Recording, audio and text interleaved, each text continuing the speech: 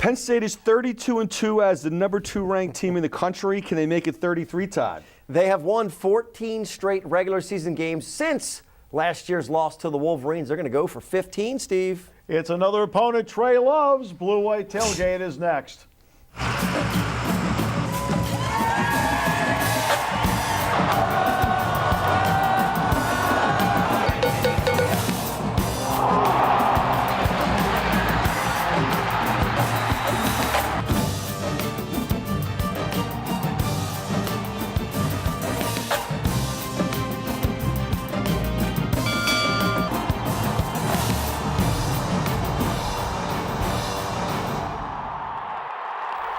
That's Grant Haley in the last whiteout at Beaver Stadium. Last year against Ohio State. Now the whiteout coming up this weekend, the Nittany Lions and Michigan at Beaver Stadium. Steve, Trey, Todd, a little bit later, Allison along with Jay Paterno. We're looking forward to that. So here we are. They carry a lot of momentum going into the bye week. You got to be able to handle that. Yeah, I mean, I think it's we've got a lot of guys who've got a lot of experience. I talked to a couple of the guys on the staff. A lot of the kids went home. We got a lot of Jersey, Pennsylvania, Maryland kids, recharge the batteries. I think Penn State's going to be ready to go after them this week. They have to be. They've reached the gauntlet. This is it, the 3 straight ranked opponents. This is what everybody across the nation's been waiting for to see if this Penn State team is for real. They get Michigan at home before they hit the road against Ohio State and Michigan State. All right, our Kish momentum moment. Well, we go back to the Indiana game. The first half of the season, the Kish Bank momentum moment happens to be the kickoff return by Saquon Barkley. Right off the top, gets the block there from Cam Brown, and away he goes. Yeah, that's almost unfair. That kicker looks like he should be, whatever. He's the last kid picked in gym class, and he's off to the races there, 98 yards or 100 yards, whatever it was. It's like he's a special player. A lot of people said, why is he returning kicks? That's the reason right there, and immediately he found himself at the top of the Heisman list because of the all-purpose yards that throws into your statistic and what you can do and make a difference in another aspect of the game. It's interesting, the first game of the season, in the pregame show for radio, somebody said, well, will he approach 2,000 yards? I said, that's not the number. It's the all-purpose yards that you'll see him rack up because of the various ways he gets it. And James Franklin is right about another part, too. Look, when you've done everything Penn State's done and achieved what they've achieved, you do earn the attention you get. They've earned these things. These things are nice. The rankings are nice. The fact that ESPN and College Game Day is coming is nice. The fact that this is a whiteout is nice. But at the end of the day, none of those things matter. It's about our preparation.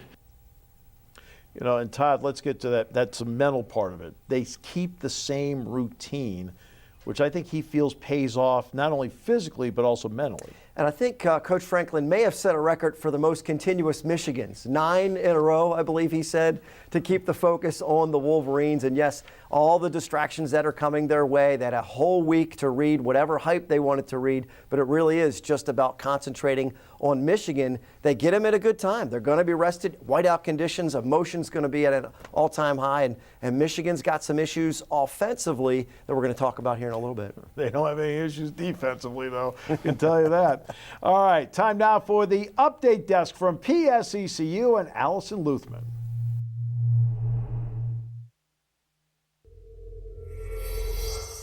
Hey guys, welcome to your PSECU pregame update, bringing you everything you need to know before kickoff this Saturday. While Penn State sat in a bye week, a weekend of upsets bumped them to number 2 in the AP Top 25 poll. This is their highest ranking since 1999. They'll kick off the second half of the season this Saturday by welcoming Michigan to Beaver Stadium. The 7:30 kickoff will be a whiteout, and College Game Day will be in State College for the matchup. They'll be on Old Main Lawn from 9 a.m. until noon.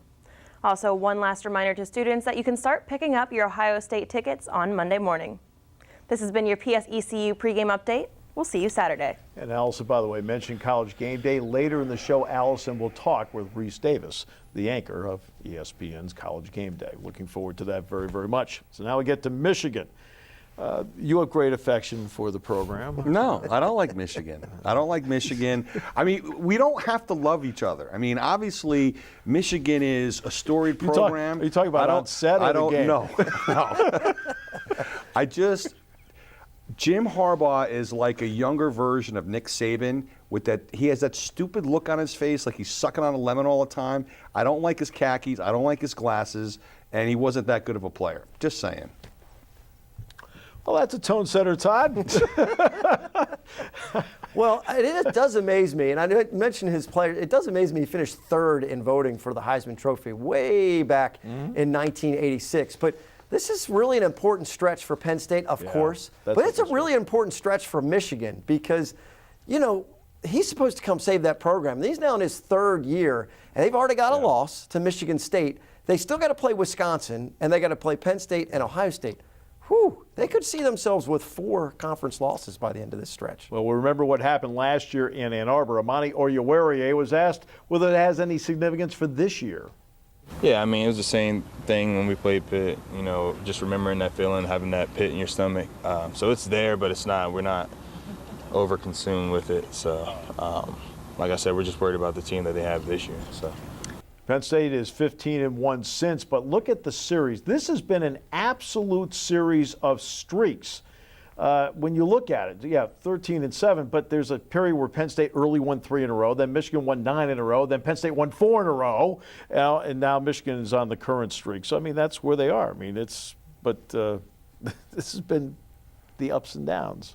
The ebbs and flows. Yeah, that's a good way to put it. But they built this team on defense. Yeah, I mean, Michigan clearly has a great defense. And, you know, as a defensive guy, I mean, I like to watch those guys. They're very, very aggressive.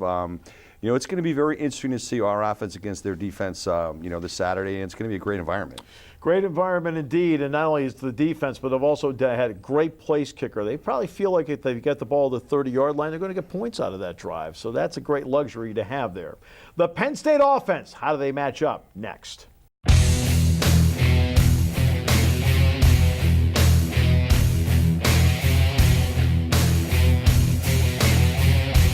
Well, Penn State is 6-0, and in 5 of the 6 games, they've scored 30 points or better.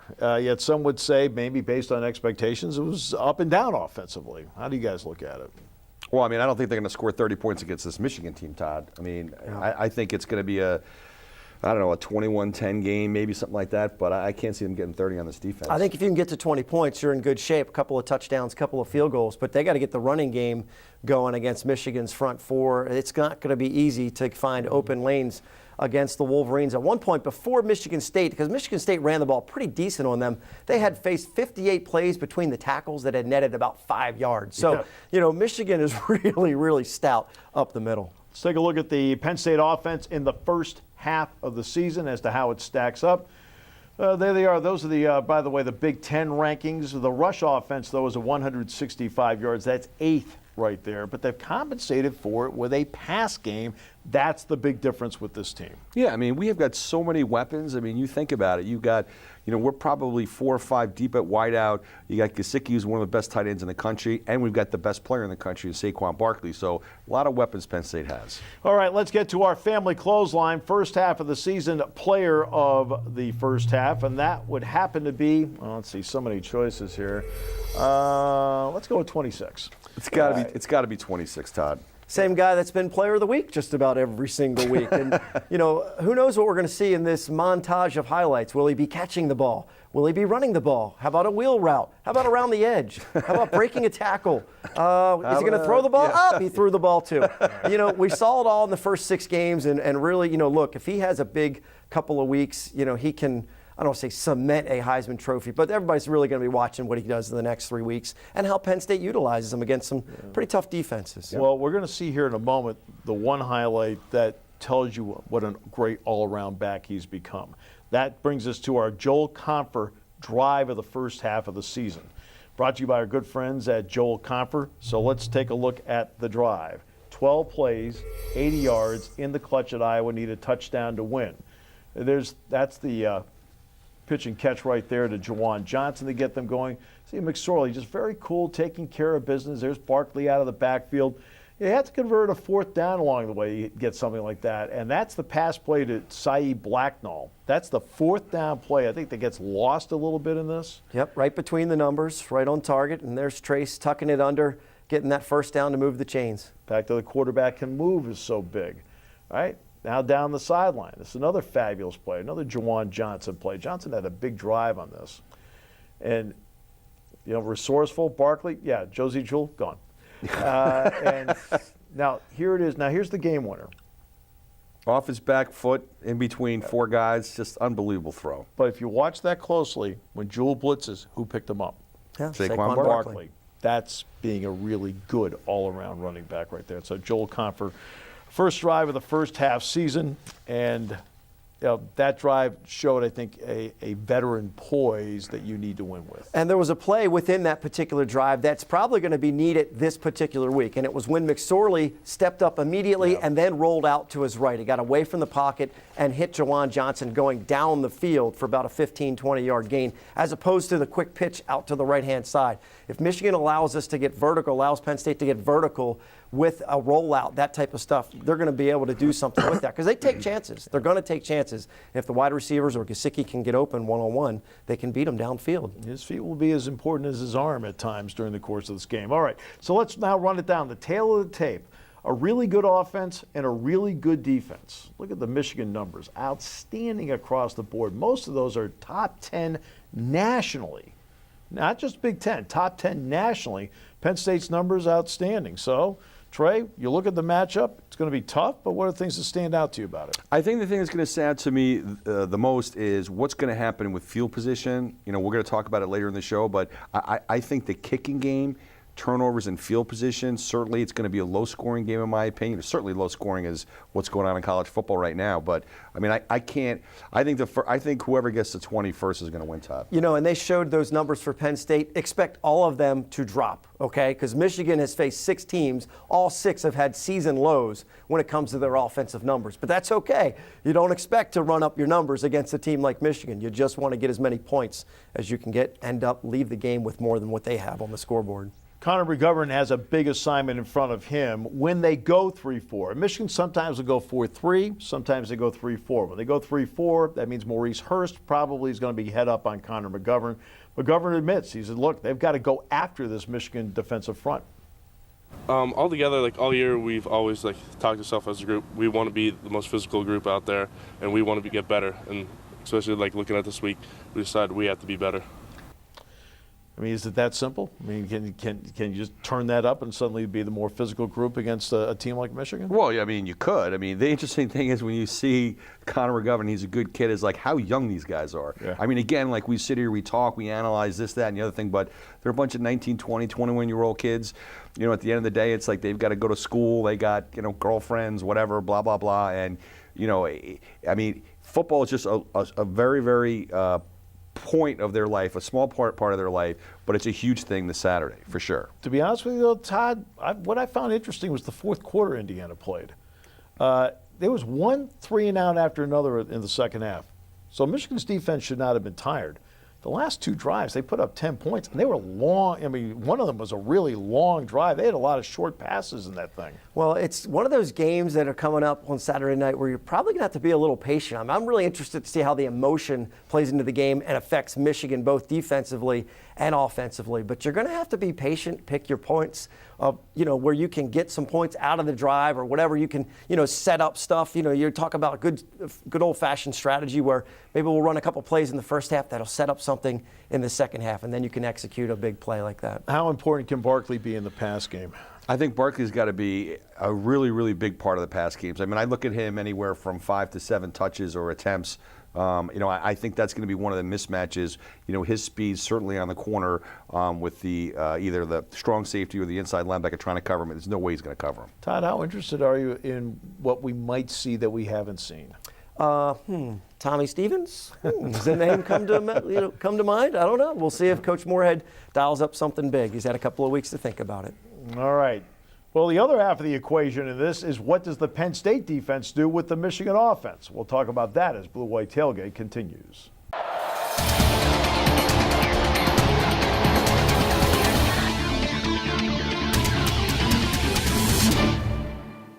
There's going to be another really good defense on the field Saturday night. Penn State has a really good defense as well. And I think in all the talk about the Michigan defense, which, by the way, is justified, they've earned all the platitudes they've received. But the Penn State defense has been pretty darn good this year. Yeah, I just don't know what platitude means. Anyway, the fact that's why I used it. the thing that's interesting to me is that Penn State is overshadowed defensively from their own offense. It has been this way the entire year, and now is being overshadowed by the Michigan defense. But the fact is, Penn State's ranked #1 FBS in points allowed, and I think that you can hang your hat on that, Todd, for sure. But in the end, that to me, that's the stat. Right. Hey, look, That's all that matters. there's still only 2 teams ranked in the nation in the top 20, offensively and defensively. Penn State has consistently been that team. It used to be Wisconsin with them, and now it's Ohio State. But Penn State's been consistent all year long defensively, and they've allowed their offense a chance to get on track against some of their opponents. They're going to need them to do the same thing against Michigan. Yep. Now, if you saw the text message trail that I was able to receive and look at as we talked about the family clothesline defensive players of the first half, bring up graphic now,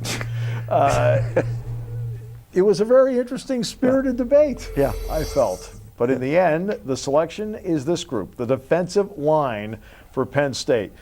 The rotation, in today's game, how important is the rotation up front, keeping players fresh? Well, I mean, the fact is that you've got, for us defensively, we've got 8 players who can kind of mix and match, and especially with the offenses that we're playing, they're up tempo.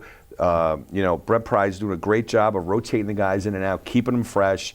It's almost like one guy wants to outdo the other, and that's the great thing about competition. And Steve made reference to it. Just a quick little inside note about that. The text message was, "Who's the defensive player of the year so far?" Trey said, "Marcus Allen, great job." I said, "What about Grant Haley?" We're talking about an individual. Our producer John Sturr says, "What about the defensive line?" Well, who wins? Right, defensive line. So that gives our viewers a little insight as to who has the final say and what goes on. But hey, they deservedly so. And one of the things you need to know about the defensive line, I think Ryan Buchholz, really what he said earlier in the year kind of defines this defensive line. He said, "I don't care if I play 20 or 30 plays. If somebody's fresher than I am, get them on the field, because that's what we want to approach the offense as." By the way, key guy, Jason Kabinda, coming up on Saturday night. Very important to them.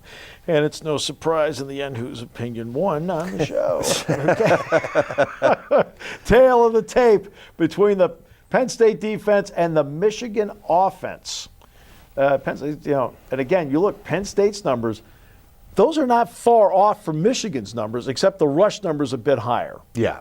But I mean, again, it's like at the end of the day, you can throw around all the stats you want. It's just how many points are you giving up? And at the end of the day, Penn State's ranked first in the country. Nine, right? 9 points a game, but not even double digits. So you keep them to 9 points, you're probably going to win the game. Probably won't do that against Michigan. I see a couple more field goals being popped over the goalposts, but it's been amazing. Michigan, though, went back to playing good old-fashioned Michigan football against Indiana. Karan Higdon ended up with 25 carries for 200 yards. James Franklin impressed by what he saw in the Michigan ground attack. Offensively, they're what I would describe as a traditional Big Ten offense, where they're going to try to run the ball down your throat and play action pass. Are very talented, are very skilled. Expect a lot of gap schemes, power, counter, things like that. But they're a traditional Big Ten offense, and it's going to be a challenge. And the O'Korn family lives in our viewing area. All right, they live in our viewing area. In fact, his mom works in State College. Has worked the last 4 years in State College.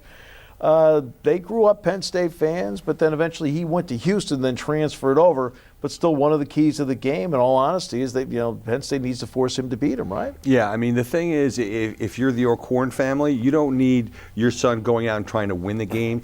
They have enough offense. They've got enough talented guys where he has to manage the game, and that's like really, really important. He's played a lot of football in his career. He just doesn't have to he doesn't need to do too much for them to keep it very close against Penn State. It's been a couple of weeks. They're trying to figure out exactly what their best team looks like with John O'Korn as the quarterback. We'll see if they've figured it out. And the other thing we'll see is I'm really interested. Look, you get a couple of weeks. Coaches love having a couple of weeks to prepare, right? And that includes Jay Paterno. We're about to go in the film room, Steve, with Jay Paterno. I can't wait to get in there because I know he's got a lot of good stuff to break down Michigan coming up. You could be the only one who wants to get, is excited about seeing Jay Paterno in the film room. Just saying, but I'll tell you what's important though is Penn State's a +12 giveaway takeaway. That's been big this year. Michigan -3. I think a lot of people realize that Michigan's actually been in the negatives despite having such a great defense. Penn State's a +12. They have 80 points off the takeaways. That's huge. Yeah, killed them against Michigan State. A couple of drives that they had that just stopped on the dime, and then Michigan State was able to cash in early in that game before the weather hit later on, and nobody could score in the monsoon later. Okay. What does Blake Gilligan mean? Blake Gilligan. Blake Gilligan is going to be, well, we'll say later, but he is a huge, huge part of this game, and I think he's one of the keys to the Nittany Lions coming out on top.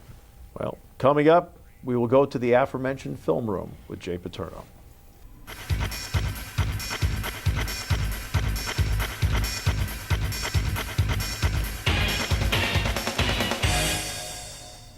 We are back on the Blue-White Tailgate. Time to go into the film room with Jay Paterno. It's brought to you by Beer Belly's Beverage. So everybody's watching this segment except Trey Bauer, of course. I think Trey's out there making friends with Notre Dame fans out in the lobby. So look, you had a week off. These are the kind of matchups that coaches love. We got a meaty segment to talk about with the Wolverines. Yep, and Trey just hates on us because we're the sexiest guys on this set. Not that it's a high bar, and the women love us. But let's talk about the bar. Let's talk about Michigan, because traditionally they have a high bar. Now, they started out like a house of fire last year, 9-0. Since then, 6-4. Some tough wins against some good teams. But the bar at Michigan starts with defense, and let's talk about their defense. They are going to they set up well against Penn State because they like to take away the run-pass option with a guy in the slot. They're going to push this line of scrimmage back, and that's been a problem for Penn State, and it's going to free linebackers up to make this play. Take a look at the video. This linebacker is going to come push the center back, look at the line of scrimmage back up, and watch that backside linebacker come in and make the play. That's something Penn State's got to take care of. The other thing they do, again, they take away the slot receiver and your run-pass options.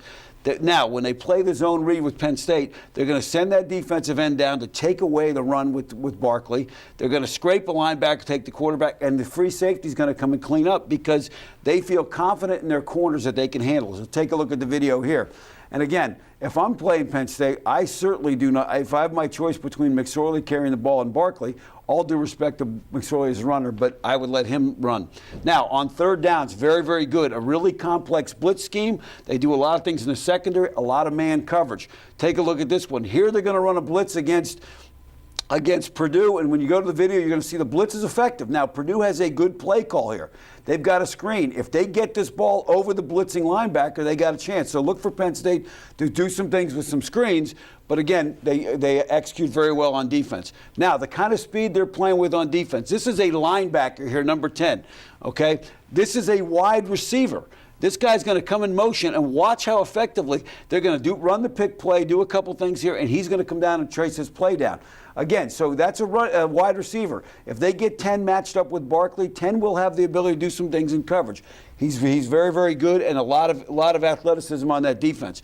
Now, in the red zone, where Penn State is struggling, and where Michigan has been very, very good, again, a lot of man-to-man coverage down here. What you like to do when you get in the man-to-man coverage situations, run your quarterback in the red zone because nobody's covered. Now, against Michigan State, they play two safeties high, and you'll see how they can help over the top. Now, what I expect them to do against Penn State is drop this guy down. It is in their package, and now he's going to spy McSorley. So they're going to have to win some matchups on third down in the red zone, second and long. Take a look at the video here.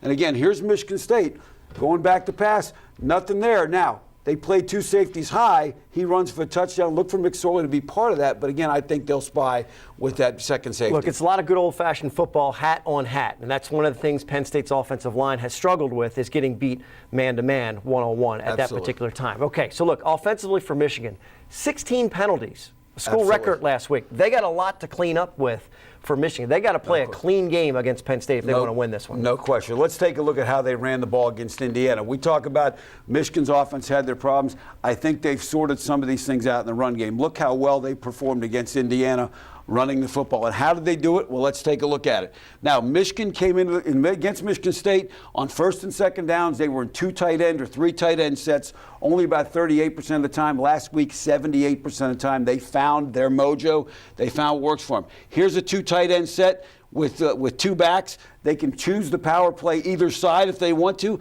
Take a look how effective this is. Just a north-south, pull the backside guard, kick out with the fullback, and get upfield. And Higdon really became the guy for them last week. Now, again, here is that same personnel group. Two tight ends, two backs. Now they put a wing, which forces you now to change your coverage and change your support because of the run over here. Here they run the wham play. Watch this fullback take on a very, very good linebacker and bounce outside.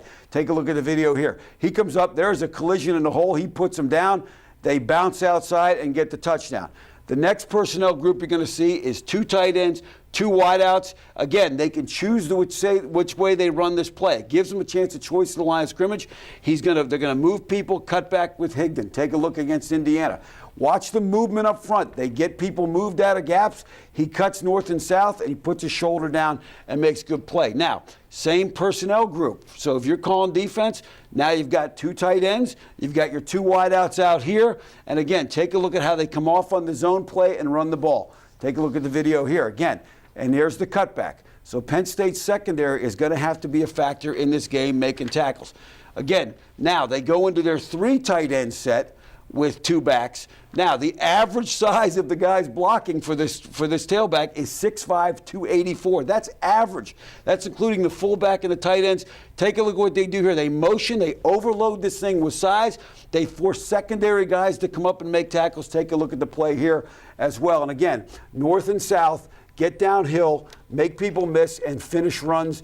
And that's the thing. If Michigan does not turn the ball over and they play this, it could be a long night for Penn State's defense. Literally, big boy football. Big boy football. 6'5", 284 coming at you. Yeah, look, be ready. It's going to be an exciting atmosphere and an exciting game. Come down to the wire. Absolutely. Old school Big Ten. All right, we're out of the film room, back on the Blue White Tailgate after this. Welcome back to Blue White Tailgate. As we all know, ESPN's College Game Day is in town. We have host Rece Davis here on the line with us. Rece, I know you guys have been crazy busy since you've gotten into State College. Thank you so much for hopping on with us today. No, my pleasure, Allison. Nice talking with you. And this isn't your first time here in State College, but we did see you were greeted with some creamery ice cream from the basketball team. How's the rest of your visit been? More creamery ice cream. Thanks to Coach Chambers. We had a little opportunity to sample some of the wares there, and this is such a beautiful spot and a tremendous campus where the football is so important to them. And I mean, it's just. It reminds me, and I know this every week, but it reminds me that I have the best job in television, and I'm grateful to be able to come to places like this and to experience a game like we'll see on Saturday night. So I'm looking forward to it a lot. Well, great. We're happy to hear that. And we've all seen the show on TV, but I'm curious what more goes on behind the scenes. So could you take us through maybe what a typical week is like for you when you're doing the Game Day show? I'm not sure that there's any such thing as typical when you're dealing with Game Day. It's I think the best way, Allison, to describe it is that all of us who are involved with the show live college football. And I understand how trite that can sound, but I can guarantee you that while we'll all be looking forward to the game, that there will be a conversation probably within the first hour of the end of the show on Saturday about next week's show. And it sort of starts there, and by Sunday, there are huge email chains going back and forth among our production staff, me, Chris Felica, our producer, Jim Galliero, and many others with ideas, storylines, various features that we need to think about, things that have happened on Saturday that maybe weren't on the radar before that need to be part of the show the following week. And all of that gets started really on Sunday. I'll review the show, make notes about what I think could have gone better, things that we did well that maybe we want to expand upon, all of those types of things that you do really in any walk of life to try to improve, I think.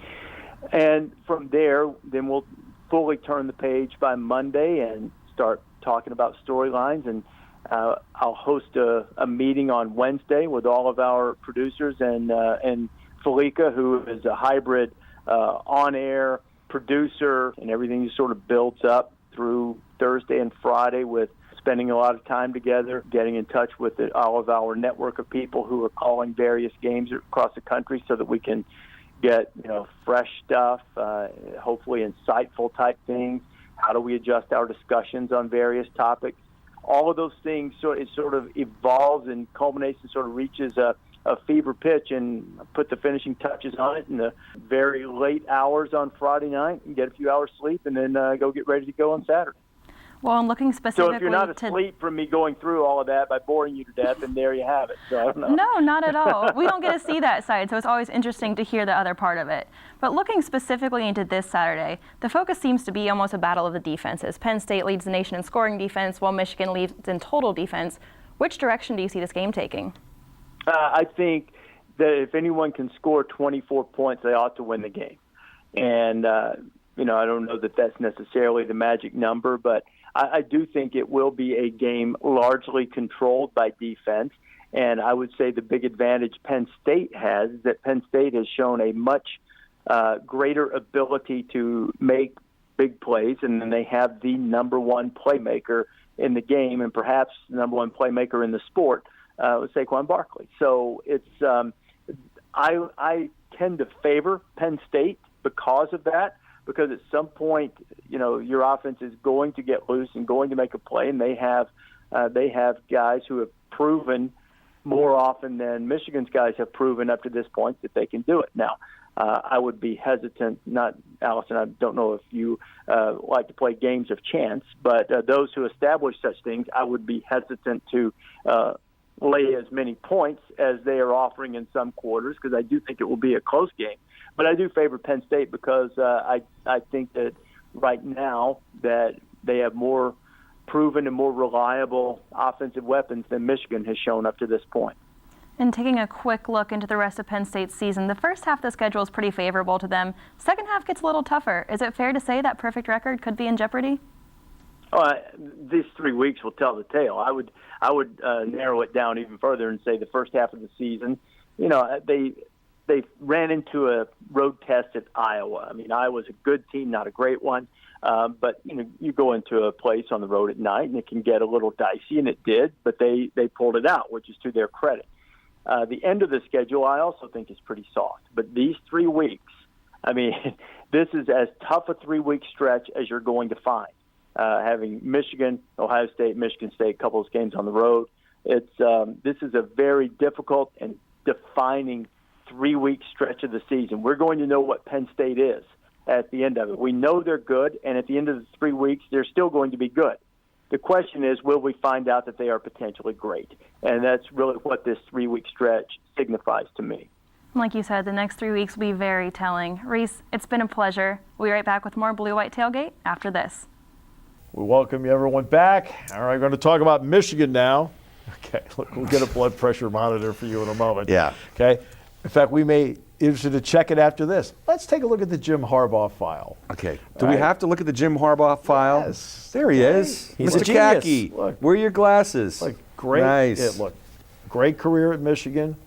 Did well in the NFL. Till they ran him out. Okay. Did well at Stanford. Till they ran him out. Did well with the 49ers. Till they ran him out. Just saying. They'll run him out too at Michigan. Don't worry. He loses 4 or 5 games this year.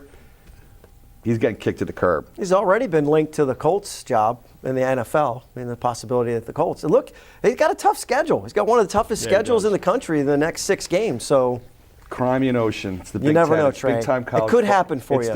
It's big time college football. Crimean Ocean. Jim Harbaugh. Sorry. Go on. And now back to the show. Yeah. Okay.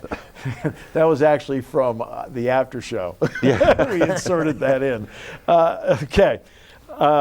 So let's get to Don Brown, because he had to make a big hire for a defensive coordinator, and Don Brown came in last year. He's done wonders everywhere he's gone, and James Franklin knows him well.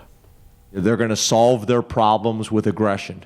That's something that I remember years ago Don talking about, and it still shows up on tape. His answer for the game of football is to be aggressive. Be aggressive in the way he calls the game. Be aggressive in how their players play. They're a big, wreck the decision maker. Try to get to the quarterback as much as they possibly can, and either sack him or make him uncomfortable in the pocket. Well, some would say high risk, high reward. Well, they've got a lot of high reward out of this defense, because they've got a lot of guys that can play, and it really starts up front. Rashawn Gary, Maurice Hurst, Chase Winovich, that's a really good threesome up front for them in a 3-4 defense. Yeah, I mean, the thing is, all joking aside, Michigan is very talented on defense. The fact is, you have a good defense. It's like being good defensively in baseball. You need to be strong up the middle. They're strong up front. They got a decent inside linebacker. Their secondary can cover guys. I think that's going to be the key. Is that how are we going to handle the guys they have up front? One of the most important decisions coaches can make, head coaches, is who's going to be your coordinator. And he made a great choice with Don Brown. Yes, Coach he did. Franklin was the offensive coordinator when Brown was defensive coordinator at Maryland, so he knows him very, very well. And I got a question for you, Trey, about Michigan and the way teams are handling Saquon Barkley. And they just seem to be instead of shadowing Trace, they seem to be shadowing Saquon Barkley and just trying to blow up that RPO. So for Michigan's sake or for an opponent, how effective is that when you get a linebacker to try and do that? Well, I mean, I think it's a mismatch anytime you have an inside linebacker trying to cover a guy like Saquon Barkley, who's a 4-3 guy, right? So, the interesting thing is that Don Brown's he's a very good coach. He's very aggressive. It's going to be interesting to see what he does. We used to have a thing called the magic coverage where we'd have literally a defensive tackle, kind of drop back into coverage 4 or 5 yards. That probably can control the RPO a little bit, but they're certainly going to not leave anything in the bag for sure. Yeah, a lot of really good athletes. Lavert Hill's really helped him at corner because they play a lot of man. Not always. I mean, they'll disguise it once in a while, but they play a lot of man, and he's one of those guys that's played well at corner. They press. They're going to press the wide receivers, and we've talked about this at the beginning in the first half of the years. How well can the wide receivers and Mike Gesicki, how do you get them to separate from coverage quickly? Trace McSorley is going to have to make quick decisions, and it's going to have to come across the middle and over to the edges. And we'll see, he's going to have to make quick decisions. The guys are going to have to get open right away. What about the matchup of their wide receivers against the Penn State secondary? Well, Penn State secondary has been phenomenal. Both Christian Campbell and Grant Haley honored for their work the first half of the year. 10 breakup passes against Northwestern. I mean, they are playing good press coverage themselves and knocking down the ball and being in good positions. The tight ends. Trey, how important are the tight ends to tell sometimes as a key? There's certain teams, the way they run things, they're hard to key on. You played in a lot of games where keys were important. Explain to everyone what a key can do to bring you to where the ball is. Well, I mean, certainly depending on what position you're playing. So I played inside linebacker. My keys were the guard, the quarterback, fullback, and then kind of like a triangle. So depending on where you are, and Michigan is a classic old school 2 tight end, 2 backs, lead blocker. They want to run it in between the tackles. And it's very, very important that everybody kind of stay in their lane to be able to deal with that kind of defense. And Higdon's a guy that ran really, really well last week, Todd. They want to put the most powerful lineup that they can put on the field and try and win the game by rushing it and getting those 3, 4, 5 yards.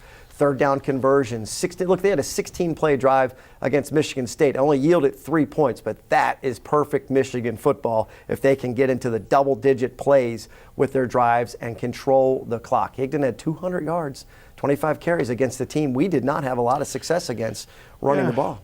He had 207 in the first 5 games before that. Then he came up with the 200 against them, so that was obviously impressive. The tight ends are very important in this. They kind of tip off usually what they want to do with it. Yeah, and they got 2 really good tight ends. They're big physical guys, good run blockers. They've caught a bunch of balls over the last 3 or 4 games, so they're getting more involved in the pass game. It'll be interesting to see how Penn State lines up against them. Yeah, Bunting, Wheatley, McEwen. Right? I mean, Gentry. I mean, they play for them. You have to be aware of them at all times as to where they are on the field.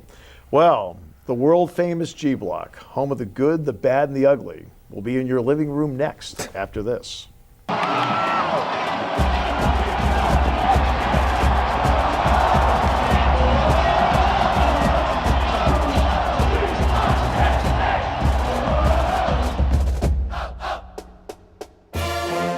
Back. All right, here we go. Down the stretch we roll. And it says here on the sheet, it says the whiteout. What bothers me is our producer still uses it. All right, James Franklin, what do you think of whiteouts? I think people realize the only thing I like more than Christmas is a whiteout football game. So I'm jacked up like I am every year. Because the environment is special. I think Beaver Stadium on a normal game day is a top 5 atmosphere, and I think a whiteout game day is something I think you don't really understand unless you can come experience it for yourself.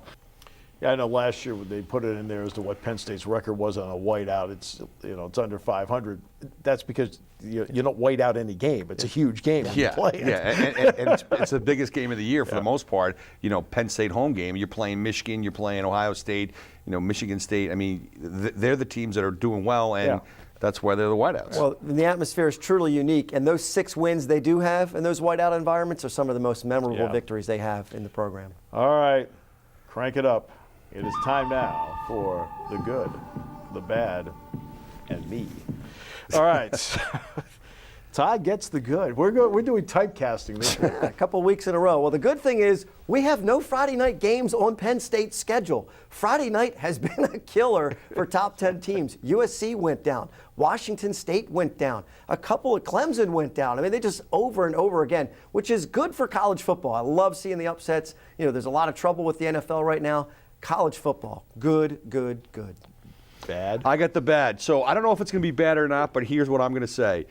Lee Corso, the legendary sportscaster, coach, GameDay, if he puts that Michigan stupid helmet on and that he thinks that they're going to beat Penn State, I literally am going to go down and rip him off the stage of GameDay. That's my potential bad. Steve? Well, that could get ugly, and that's my ugly. No. My ugly it was something that Jay Paterno brought up earlier, which I thought was a really good point. They played the Cal-Washington State game. Cal ran Washington State out. But the wildfires there in Northern California, the air quality was just about to the level that you'd have to shut it down. You have people in the stands wearing masks and so forth. You got to be a little smarter on something like that. Much smarter than that. All right, time now to pick games. We sat down, and as we took a long look at the #1 Cycle Center pick'ems, what a week. Really. Well, really, what a week. Look at Todd's 8th grade graduation picture on there. Isn't that That was beautiful? taken last week, Trey. That's awesome. You've got Wyoming, Boise State, Todd. That was taken last week. I thought we got rid of the ugly. This is the ugly. What an ugly game. Wyoming. All right, well, I guess we'll see what Josh Allen, who's supposed to be this great NFL prospect, can do on a blue field at Boise State. You can't beat the blue field. I'll take Boise State. All right, Jay, what do you have? You have Kentucky and Mississippi State. An interdivisional SEC matchup in Stark Vegas. The Wildcats at the Bulldogs. I'm a dog person, not a cat person. Dogs are loyal, cats are sneaky. I'm going with Mississippi State by 2 touchdowns in this one. Thanks so much, Jay. All right, I have USC Notre Dame. You would have thought going into the season USC should be a pretty decent favorite in this game. But you know what? Look at what Notre Dame's done. I mean, their one loss is to Georgia, and everyone's Georgia this and Georgia that right now. They beat Michigan State in East Lansing by 20. I think Notre Dame's going to win this game. Yeah, you get Duquesne, St. Francis. I got Duquesne. I have St. Francis at Duquesne. The red flash against the Dukes. We got a 4-2 team playing on the road against a 5-1 Duquesne team. Okay, Duquesne is in Pittsburgh. I don't care if St. Francis was playing the Steelers. There's no way I'm taking a Pittsburgh team. I'm taking St. Francis. You can't really argue that logic. All right, let's bring Todd in now for your keys. Well, I think it's the crowd. I think the whiteout crowd can play a big difference in this game. Michigan's going to want to take the crowd out with the running game, but I think something will happen late. It's going to be pressure-packed late in this game, and I think the crowd needs to stay into it the entire way. Running games on both sides, as far as I'm concerned. Penn State can run the ball with some decency and slow down Michigan. I think the key is going to be Blake Gillikin. If he plays the way he's played all year, Penn State's going to come out as a winner. Michigan, by the way, 105th in the nation when it comes to net punting this year. A lot of people don't realize that. All right, the whiteout. Looking forward to it. We'll talk to you next week on the show. Thanks for joining us on Blue White Tailgate.